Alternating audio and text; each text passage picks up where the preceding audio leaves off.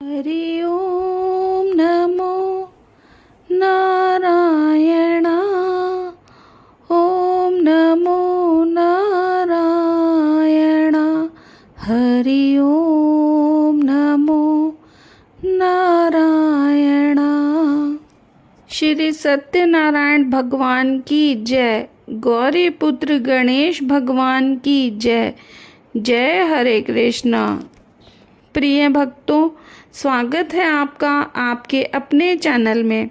श्री सत्यनारायण भगवान का आशीर्वाद आप पर और आपके संपूर्ण परिवार पर सदा सर्वदा बना रहे और आपकी सभी मनोकामनाएं पूर्ण हो। इसी मंगल कामना के साथ आइए श्रवण करते हैं श्री सत्यनारायण भगवान की बड़ी ही पावन कथा का। जय श्री हरि विष्णु। शास्त्रों में बताया गया है कि सत्यनारायण व्रत कथा का पाठ करने से व्यक्ति को 1000 यज्ञ करने के बराबर पुण्य फल की प्राप्ति होती है। सत्यनारायण भगवान व्रत कथा में भगवान विष्णु के सत्य स्वरूप के बारे में बताया गया है। इस कथा का पाठ करने से घर में सुख समृद्धि का वास होता है और भगवान विष्णु की कृपा बनी रहती है।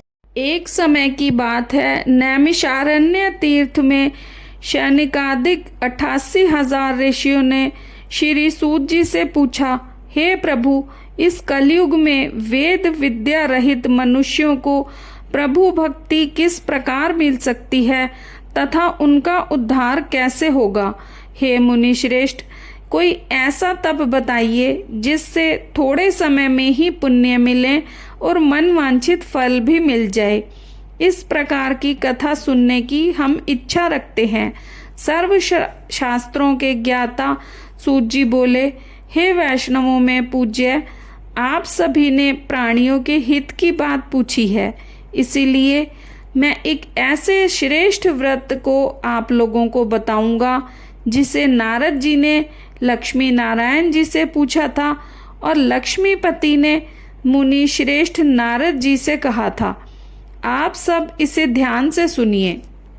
एक समय की बात है, योगी राज नारद जी दूसरों के हित की इच्छा लिए अनेकों लोकों में घूमते हुए मृत्यु लोक में आ पहुँचे। यहाँ उन्हें अनेक योनियों में जन्मे प्राय सभी मनुष्यों को अपने कर्मों द्वारा अनेकों दुखों से पीड़ित देखा। उनका दुख देखकर नारद जी सोचने लगे कि कैसा यत्न किया जाए जिसके करने से निश्चित रूप से मानव के दुखों का अंत हो जाए। इसी विचार पर मनन करते हुए वह विष्णु लोक में गए।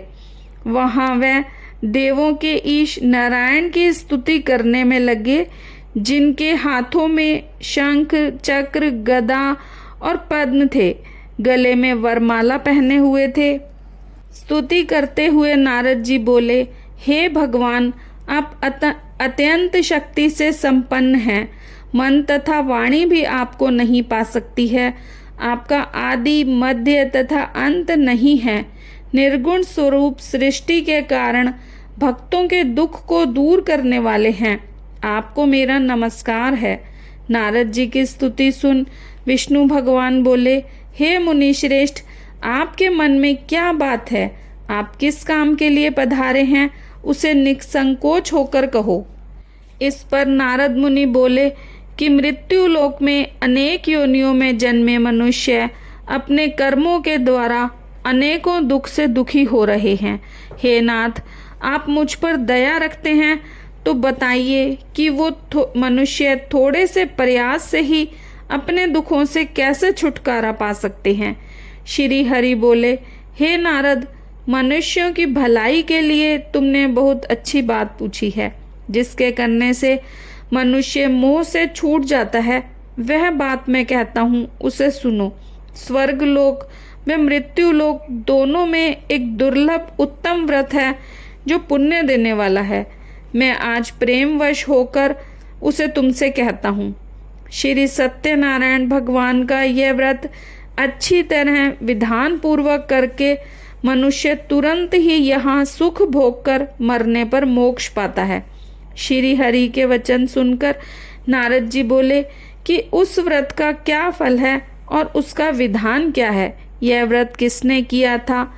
यह व्रत किसको किस दिन करना चाहिए? सभी कुछ विस्तार से बताएं। नारद की बात सुनकर श्री हरि बोले, दुख व शोक को दूर करने वाला, सभी स्थानों पर विजय दिलाने वाला है। मानव को भक्ति व श्रद्धा के साथ शाम को श्री सत्यनारायण की पूजा धर्मपरायण होकर ब्राह्मणों व बंधुओं के साथ करनी चाहिए। भक्ति भाव से ही नैवेद्य, केले का फल, घी, दूध और गेहूं के आटे का सवाया लें।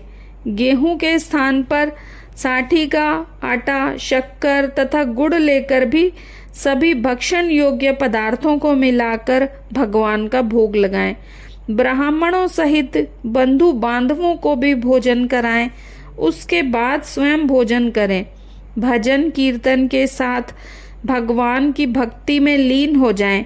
इस तरह से सत्यनारायण भगवान का यह व्रत करने पर मनुष्य की सारी इच्छाएं निश्चित रूप से पूरी होती हैं। इस कलिकाल अर्थात कलयुग में मृत्यु लोक में मोक्ष का यही एक सरल उपाय बताया गया है। श्री सत्यनारायण व्रत कथा का पहला अध्याय संपूर्ण। बोलिए श्री सत्यनारायण भगवान की जय। सत्यनारायण भगवान की व्रत कथा का दूसरा अध्याय। सूत जी बोले, हे ऋषियों, जिसने पहले समय में इस व्रत को किया था उसका इतिहास कहता हूँ, ध्यान से सुनो। सुंदर काशीपुरी नगरी में एक अत्यंत निर्धन ब्राह्मण रहता था।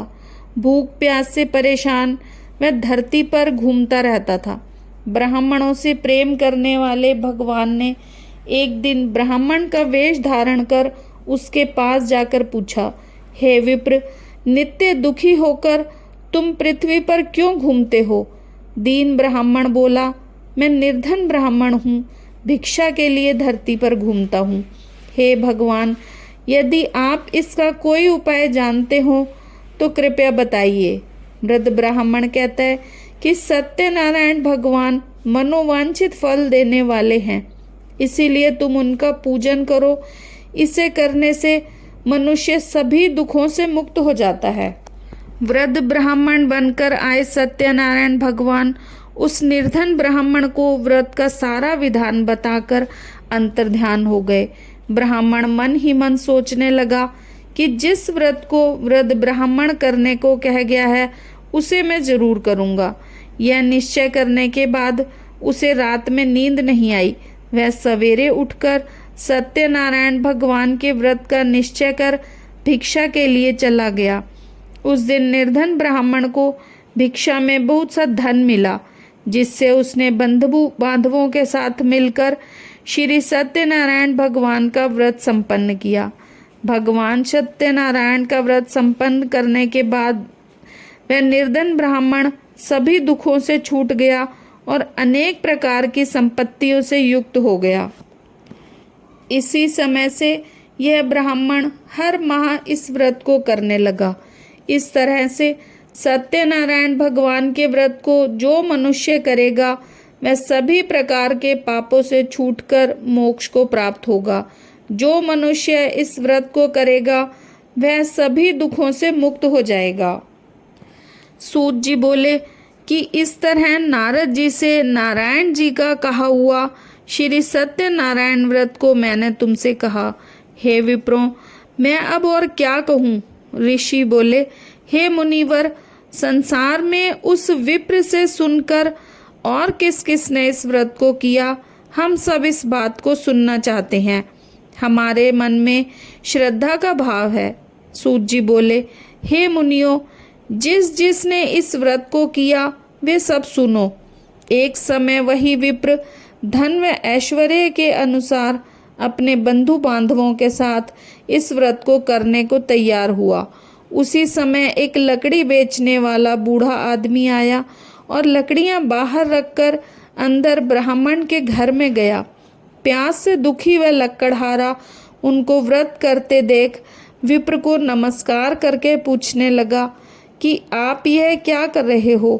तो उन्होंने बताया कि व्रत कर रहा हूँ तथा इसके करने से क्या फल मिलेगा, कृपया मुझे भी बताएं।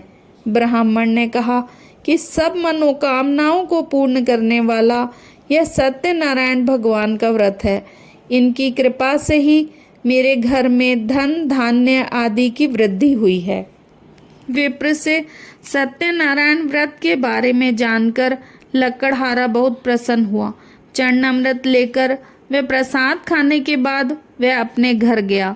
लकड़हारे ने अपने मन में संकल्प किया कि आज लकड़ी बेचने से जो धन मिलेगा उसी से मैं सत्यनारायण भगवान का उत्तम व्रत करूंगा।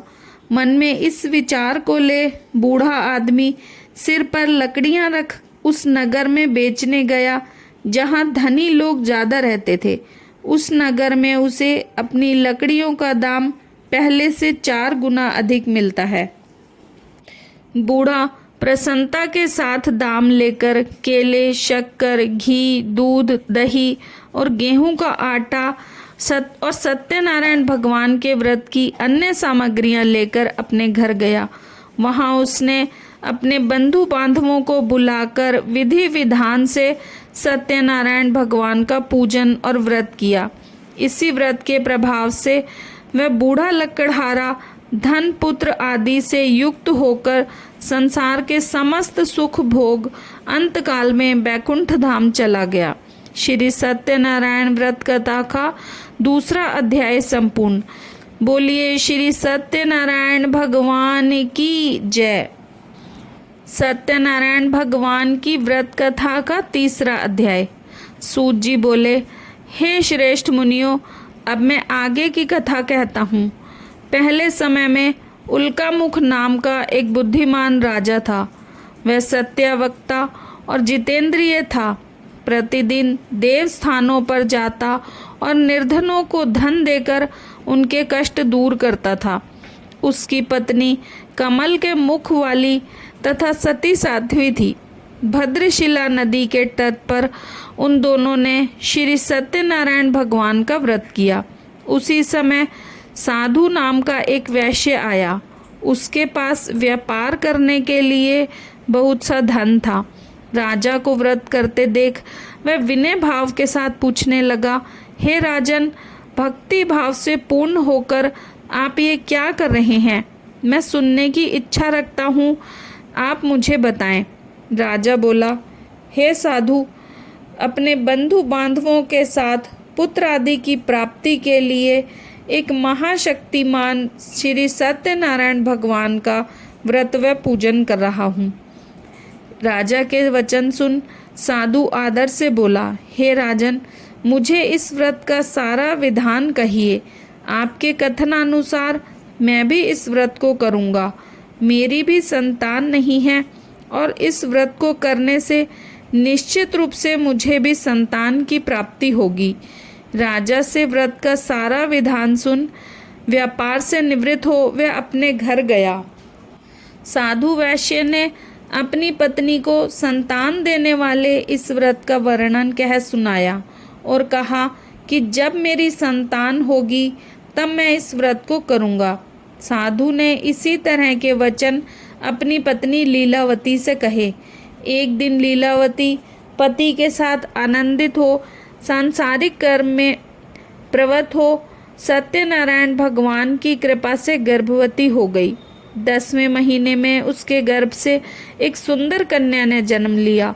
दिनों दिन वह ऐसे बढ़ने लगी जैसे कि शुक्ल पक्ष का चंद्रमा बढ़ता है। माता पिता ने अपनी कन्या का नाम कलावती रखा। एक दिन लीलावती ने मीठे शब्दों में अपने पति को याद दिलाया कि आपने सत्यनारायण भगवान के जिस व्रत को करने का संकल्प किया था उसे करने का समय आ गया है। आप इस व्रत को करिए। साधु बोला कि हे प्रिय, इस व्रत को मैं इसके विवाह पर करूँगा। इस प्रकार अपनी पत्नी को आश्वासन देकर वह नगर को चला गया। पिता के घर में रहते हुए कन्या दिनों दिन चंद्रमा की कला की तरह बढ़ने लगी।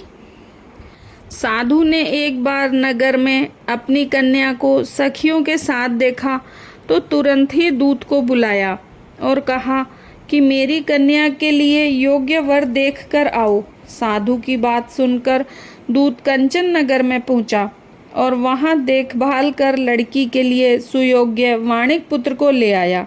सुयोग्य लड़के को देख साधु ने बंधु बांधवों को बुलाकर अपनी पुत्री का विवाह कर दिया। लेकिन दुर्भाग्य की बात, साधु ने अभी भी श्री सत्यनारायण भगवान का व्रत नहीं किया।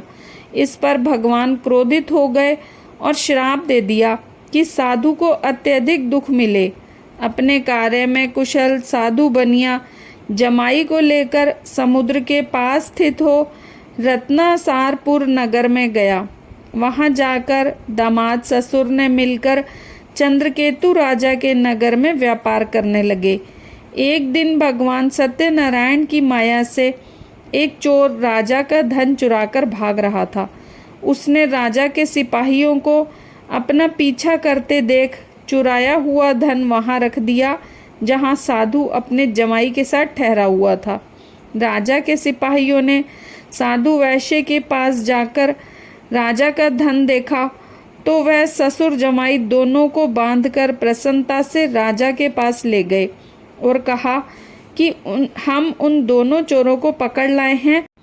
राजा की आज्ञा से उन दोनों को कठिन कारावास में डाल दिया गया और उनका सारा धन भी उनसे छीन लिया गया।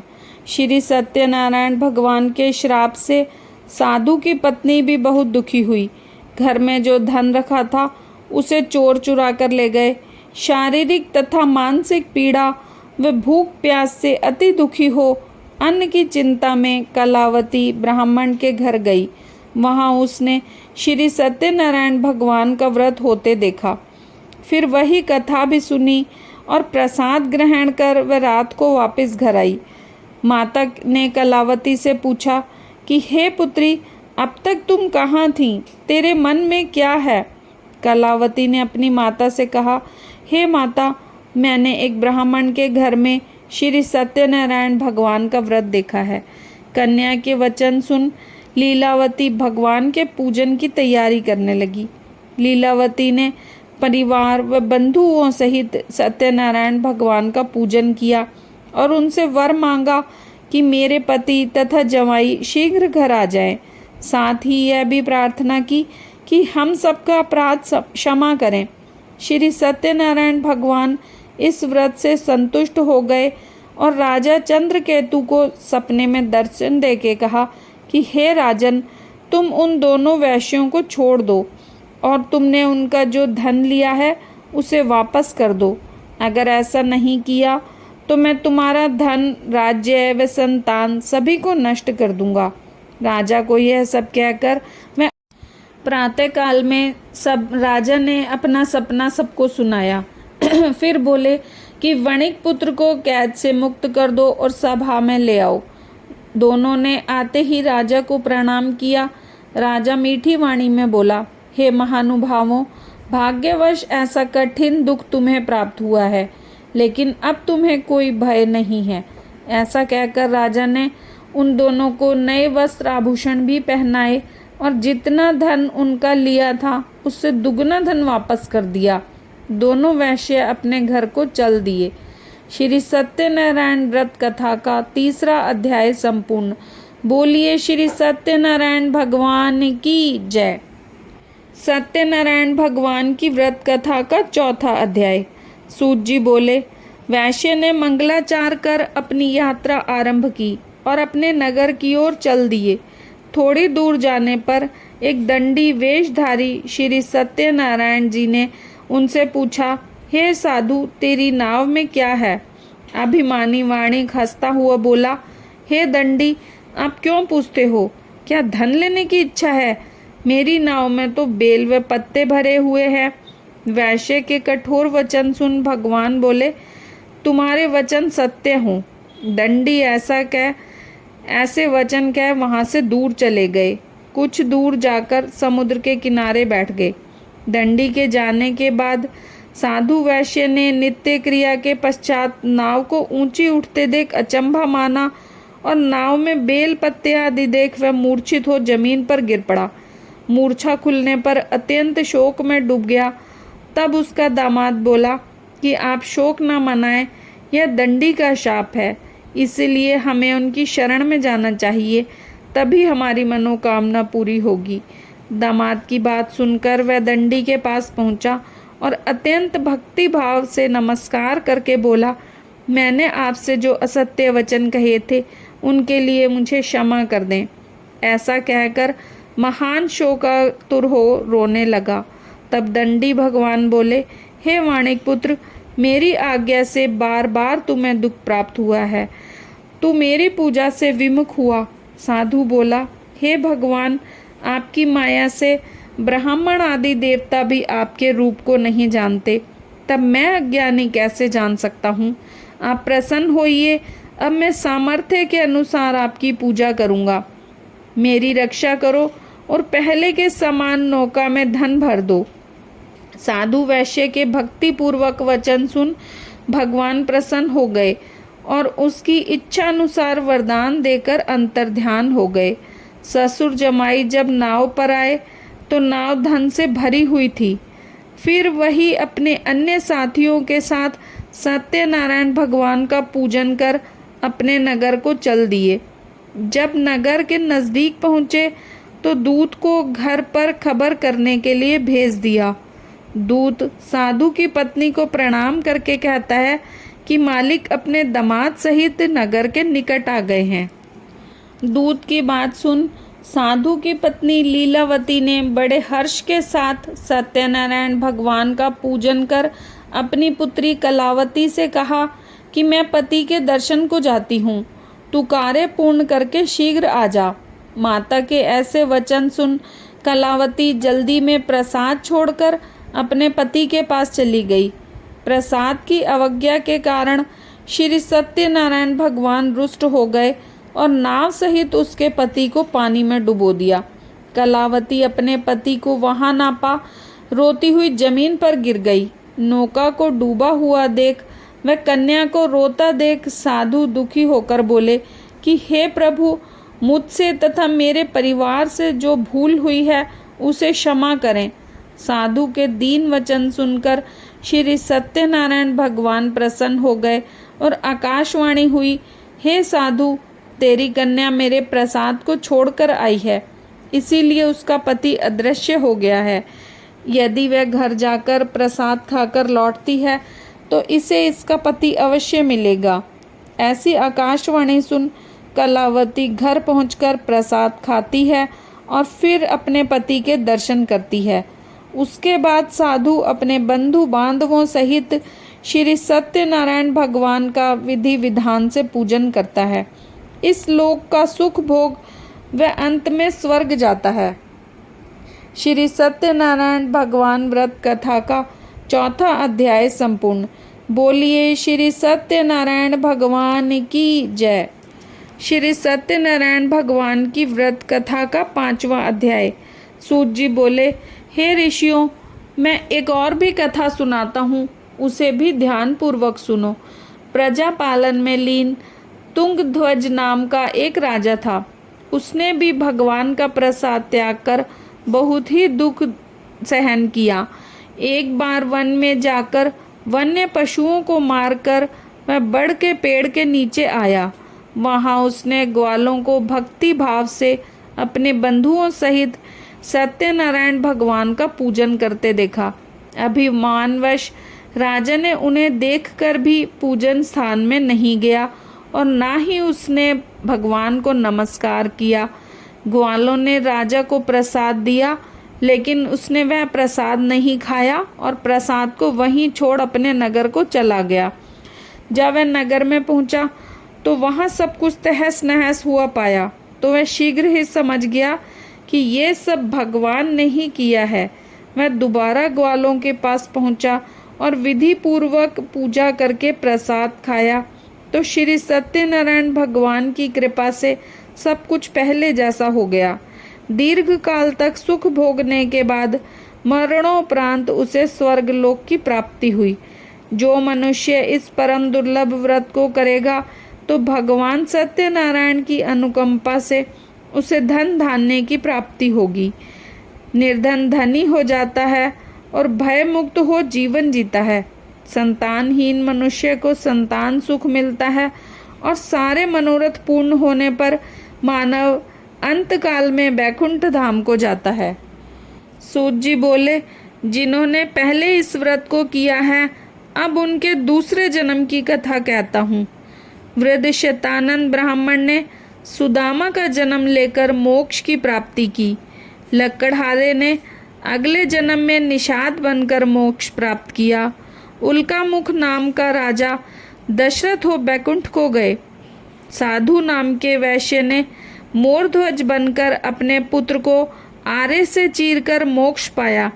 महाराज तुंगध्वज ने स्वयंभू होकर भगवान में भक्ति युक्त हो कर्म कर मोक्ष पाया। श्री सत्यनारायण व्रत कथा का 5वां अध्याय संपूर्ण। बोलिए श्री सत्यनारायण भगवान की जय। श्री सत्यनारायण जी की आरती। जय लक्ष्मी रमणा स्वामी, जय लक्ष्मी रमणा। सत्यनारायण स्वामी जन पातक हरणा। स्वामी जय लक्ष्मी रमणा। रतन जड़ित सिंहासन अद्भुत छवि राजे। नारद करत निराजन घंटा ध्वनि बाजे। ओम जय लक्ष्मी रमणा। प्रगट भये कलि कारण द्विज को दरस दियो। बूढ़ो ब्राह्मण बनकर कंचन महल कियो। ओम जय लक्ष्मी रमणा। दुर्बल भील कठारो जिन पर कृपा करी। चंद्रचूड़ एक राजा जिनकी विपत हरी। ओम जय लक्ष्मी रमणा। वैश्य मनोरथ पायो श्रद्धा तज दीनी। सो फल भोग्यो प्रभु जी फिर स्तुति कीन्ही। ओम जय लक्ष्मी रमणा। भक्ति भाव के कारण छिन्न छिन्न रूप धर्यो।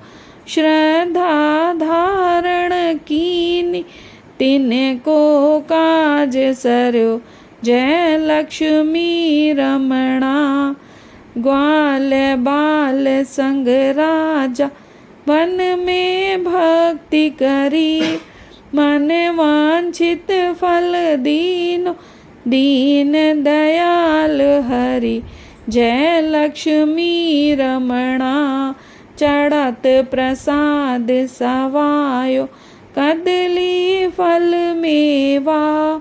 धूप दीप तुलसी से राजी सत्य देवा।